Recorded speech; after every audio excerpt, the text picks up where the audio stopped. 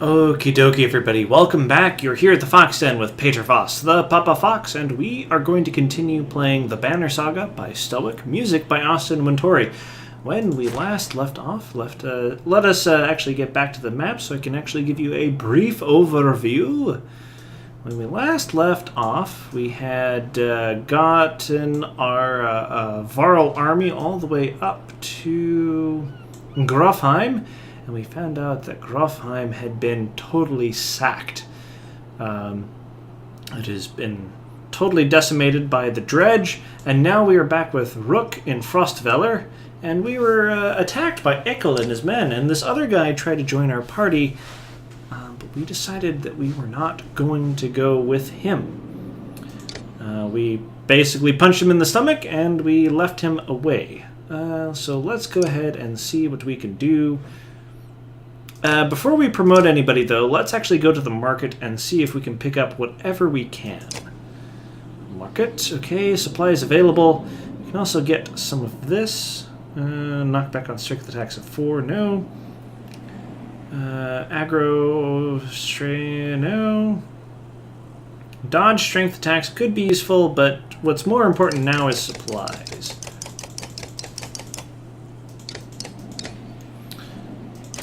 Okay, so we have 16 days worth of supplies. Let's actually see if we can get more.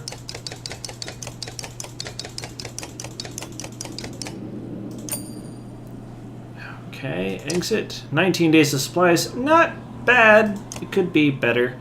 We really need to upgrade our archers. So let's go ahead and do that. Promote. Yes. Continue. Yes. Okay. We definitely want that armor break, and we want to get more exertion. Okay. Rook. Promote. 10. Yes. Okay. Let's go ahead and get your exertion and armor break up. Good. Okay. Ivor.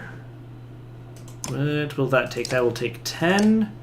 Or we could upgrade Mogan. Let's go ahead and upgrade Ivor. Ivor is actually going to be much more of a force multiplier for what we need to do. Let's go ahead and... let's up his armor. He's going to be one of our main anchors for all of this. So there we go. We're actually going to take a let out and put in Odlif. Okay. And promote. And we can do that for 5. Oh, cool. Okay, cool. We can get you up. And let's go ahead and get your exertion and your armor break. Okay, looks like we are ready to go. So let's go ahead and leave. And we can see the dredge in the foreground here. Outside the walls, things are a mess. Dredge are everywhere, fortunately. They're going around the hill on which Frostvellr sits, heading south, and show little interest in following you as you cross the wastes. You're finally free of Frostvellr, but find yourself facing new problems. You hope that whoever Ivor knows at Wormtoe is willing to help.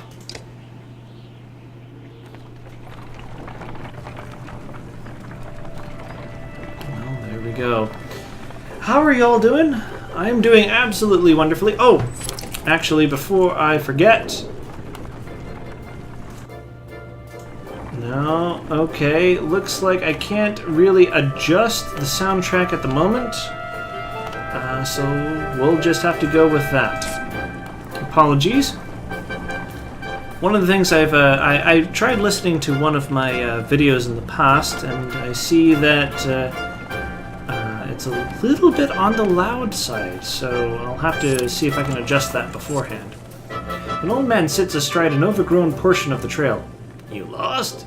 You ask. Or, you lost, you ask?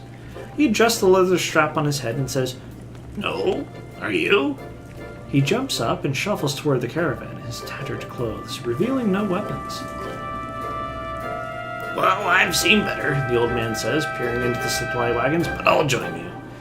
He stands next to a fighter, throws his beard over his shoulder, and puffs up his chest. The fighter grins and the stranger exhales, asking, What are we waiting for? Lead the way! Who are you, and what are you doing out here?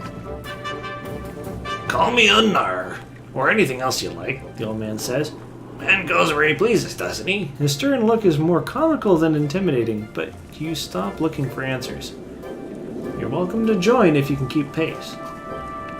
Keep pace? The old man puffs through his mustache. No fleeter than old Unnar. And husband, mind your wives. I'm cursed with a golden tongue, not silver. The caravan enjoys a good laugh as they start moving once again. Morale improved.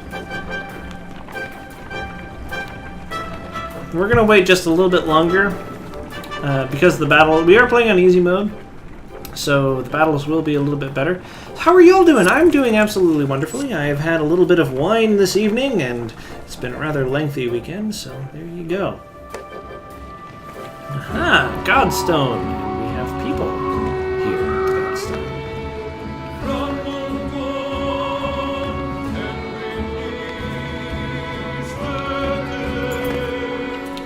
You find a surprising number of people camped out at the Godstone. They've been here for quite a while, ever since the sun stopped.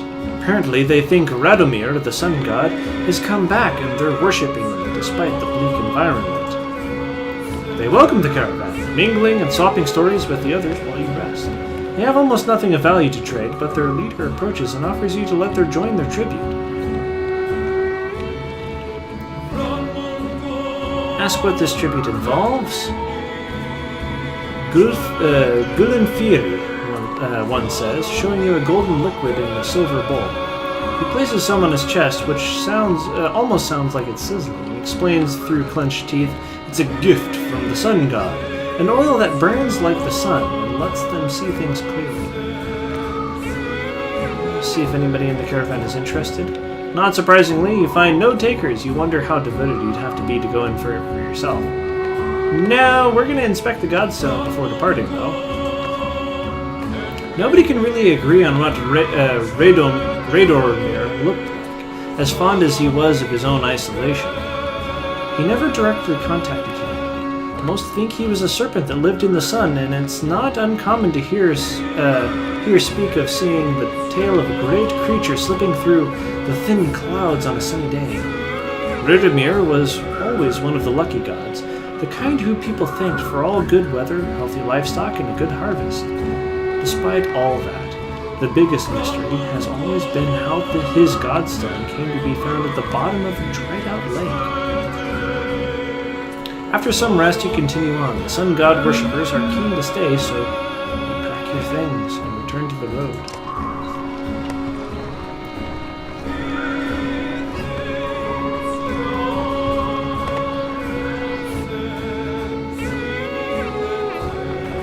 The music is beautiful.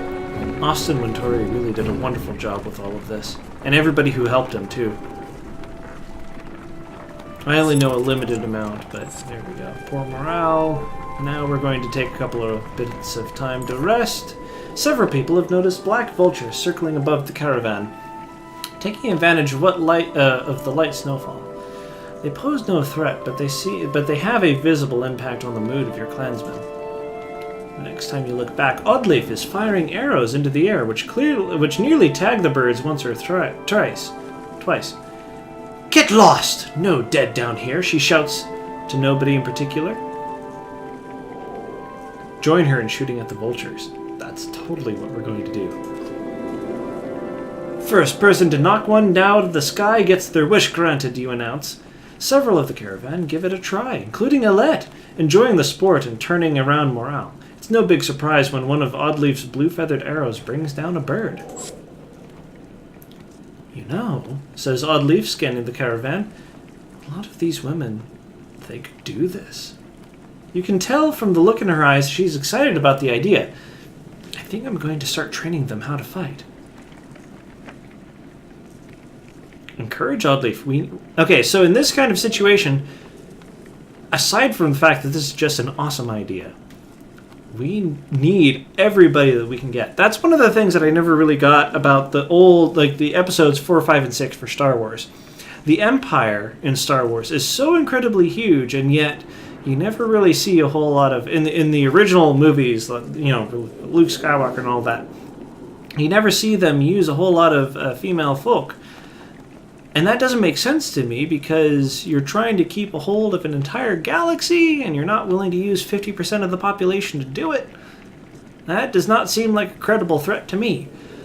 So let's go ahead and encourage them to train the women. You can always use more fighters, you tell Oddleif. If Alette is any proof, you know how to train someone with a bow. Oddleif gives you a smile. She heads off to train some of the women in the caravan, showing them the vulture she shot down. Okay, we are going to camp, and we are going to take a rest. We need some of our morale to be kept up. Oh, we can talk with him. Alrighty.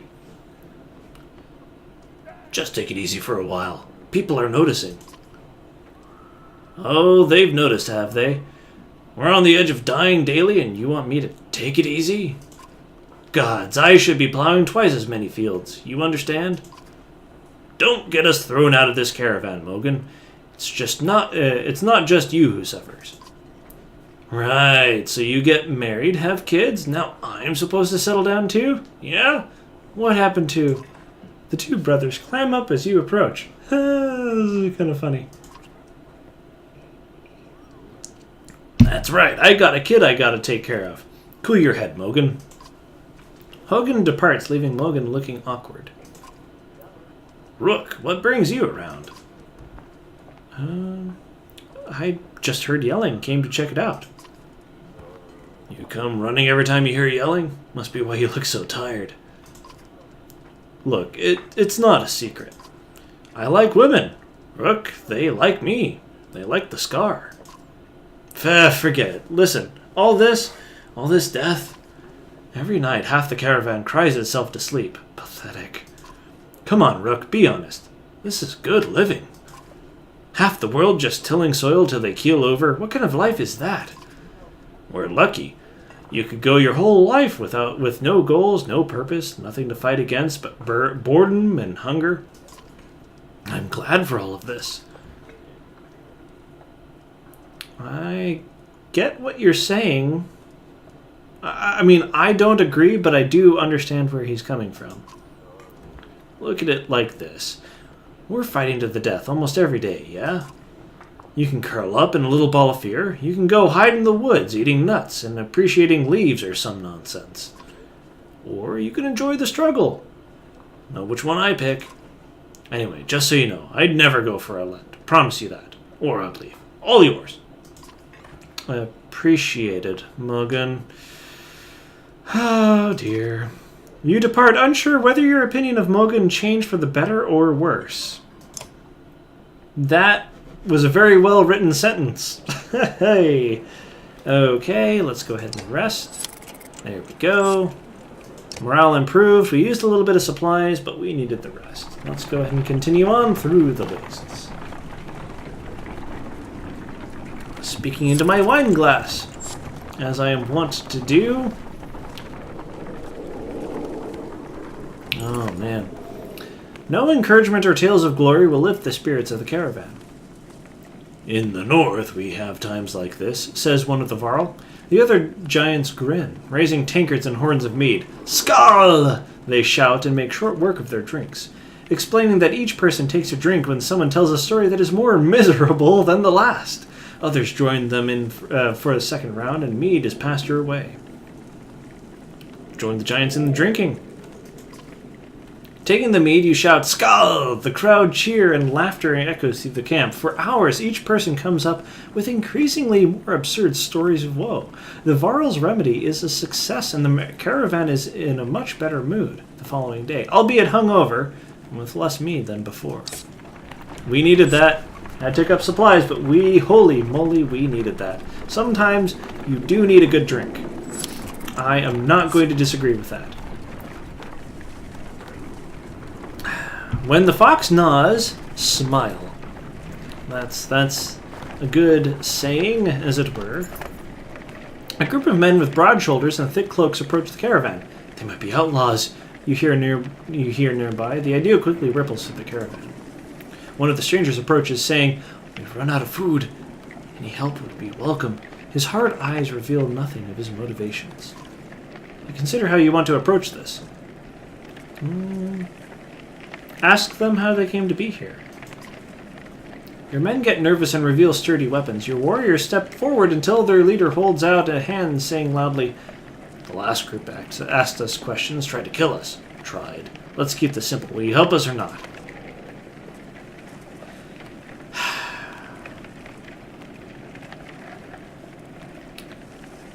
Offer them a few days' worth of supplies. We're going to be kind. If we could spare more, we would, you say to the man as you pass along some rations. His companions discuss something quietly before approaching and thanking you for your kindness as they depart. There you go. When things are tough, if you have some that you can give, you should. Wormtow was never the kind of place someone would build a town. Fittingly, the Varl living here aren't known for welcoming visitors with open arms. Let's see if they'll welcome us. The Varl find you before you see them. Not surprising with this many people behind you. With weapons drawn, they demand to know why you're here, but back down when Ivor tells them he's come to see someone named Krumer. Well, I'll be damned. Krumer, it's been a long time. Yeah, it has. So what brings Ingvar to Wormtow, with his very own village of humans? Bad news. Dredge are coming down from the north. We barely made it this far. That is dire news. Come on, we have food. We'll discuss more in the meat house. As you follow the old Varl into their meager town, you catch him with him quietly saying, "If it were anyone else."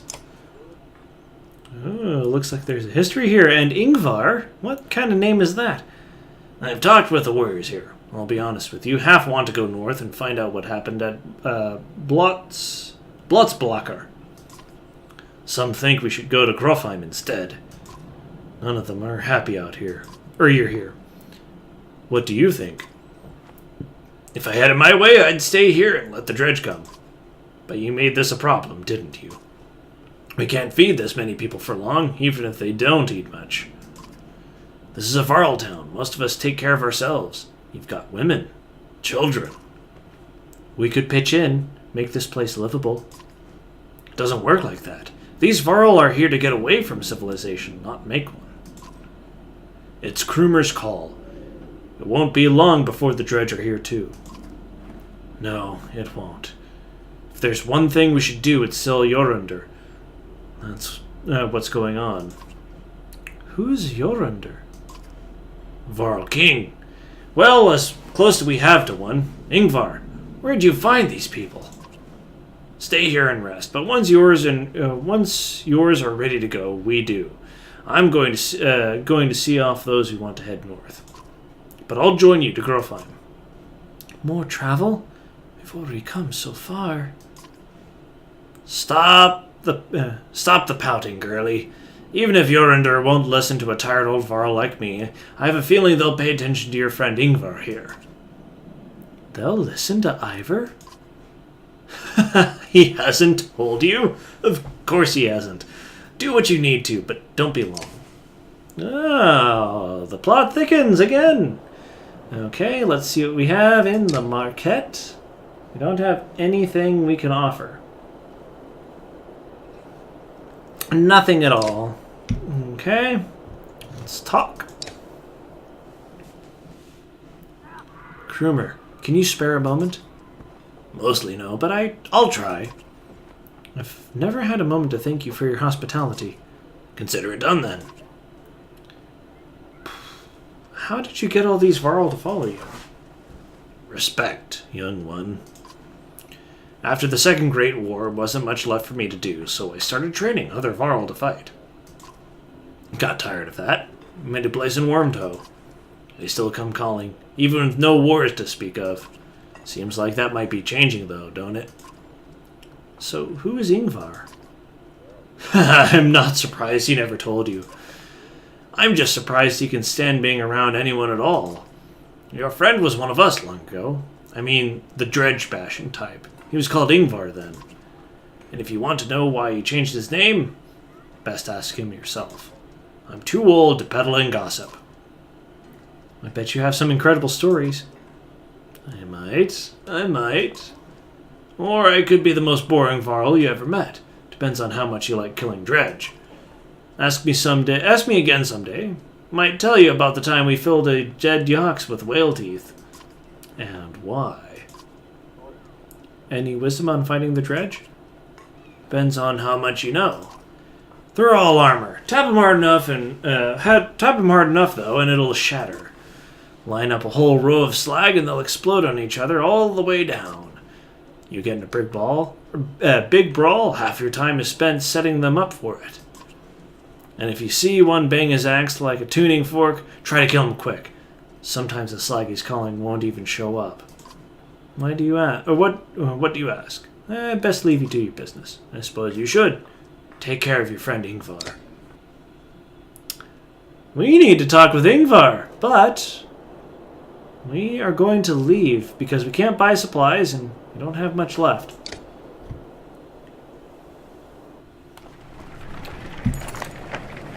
Grofheim's quite a few days out, says Krumer. But nothing's worse than crossing the wastes, I imagine. If there's anywhere you might be safe from dredge, it's there. You steel yourself for another long march, and half the town of Wormtoe joins you. 62 Varl! So that's 124 Varl of Wormtoe? Wow, that's quite a number. Okay. A gaunt band and women approach the caravan, hands held high. A word, friends, the man says. We are poor farmers, down on our luck. The woman hits him and says, We're outlaws, plain and simple, 10 of us, and we'll help you in a fight for some food up front. What are your crimes? Misunderstandings, the man says. Mead houses are confusing. Never know when you've drank your share. The woman hits him again and says, We've stolen, killed a few when we've had to. Skills that might benefit you here. I like their honesty. They seem to have a good way about them. Join us and you'll be watched. The two quickly shuffle to a supply wagon as 8 more bandits emerge from the wilderness. They gorge themselves on salted fish and cheese, taking the time to thank everyone. After eating, they politely keep to themselves. Okay, well, we're actually going to call this an end of the episode. If you've enjoyed, go ahead and leave a like on the video or give me some feedback if you want. Of course, if you enjoy my other work, then a subscription to the channel would also be most amazing. As always, it's great to see you all here at the Fox Inn. I hope you come back next time and pull up a chair for some more Banner Saga. Alrighty, y'all take care now. Bye.